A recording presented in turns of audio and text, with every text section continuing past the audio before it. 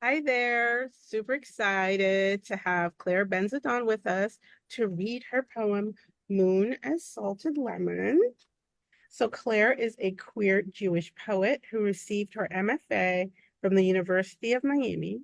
Her chapbook, Liminal Zenith, was published by SurVision Books in 2019. She was awarded the Alfred Boas Poetry Prize for linguistic rewilding from the Academy of American Poets.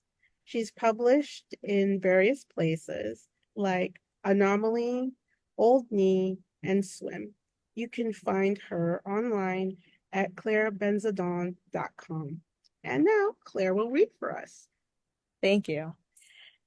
Moon as salted lemon.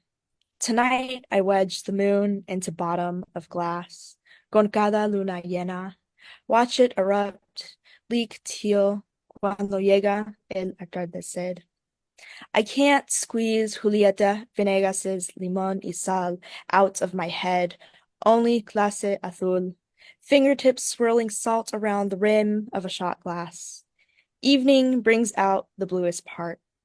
Almost half of this lemon milk body is salted by silicon dioxide glass, created by meteoroids hitting it. Thank you so much, Claire.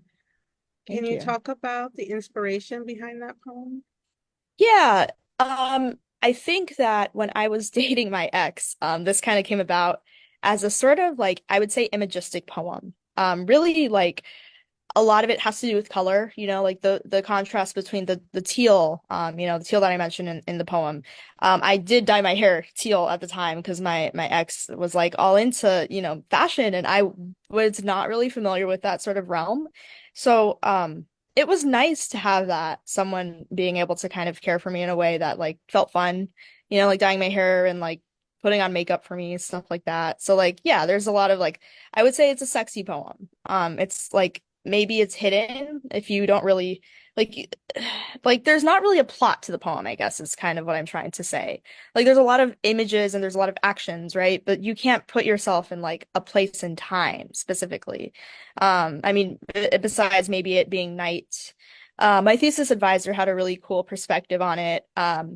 Basically said it's like a feminist poem, like he imagines the speaker woman going out to a bar by herself and having a drink and just yeah. So I never really thought about it that way. So I think there's many different ways that people can really find different ways of entering the poem. But lemons are for me like that's kind of the focus of my manuscript right now. Moon Assaulted Lemon. So right, that's the titular poem.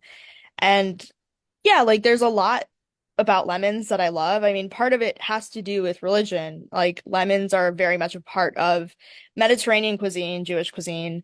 I would say probably in general, like, right, any cuisine, you kind of need lemon to like add tarts and sourness. But also like a sweetness to the flavor, right? If you suck on a lemon, like it's kind of sexual, right? Yeah, there's like many different ways that we can think about that central image.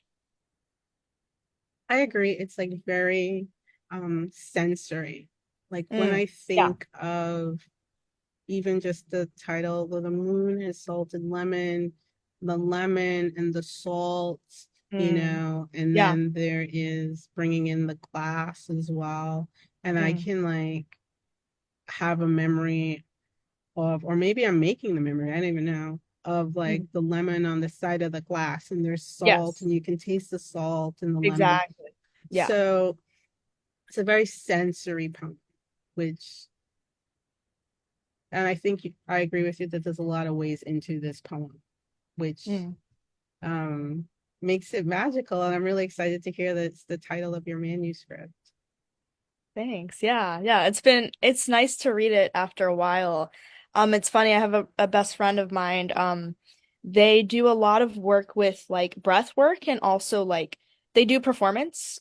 So we were working on this for quite some time, like how do I read this poem and really taking space with each of the words and like how do you really read it in order to convey what it is that you want to with this poem? Yeah, thank you. I love the fact that it can take on so many different um characters or Mm, elements for people when you're reading it. And I think that for me, I've read it a few times. There's another layer that comes out, and I love to hear a poem read because then it's another layer. yeah, Um, the yeah. orality of it, especially from the poet themselves. There's a few poems that when I read them, I've heard the poet read them, and I hear the poet, you know. Yeah. Um, so thank you so much. Thank you.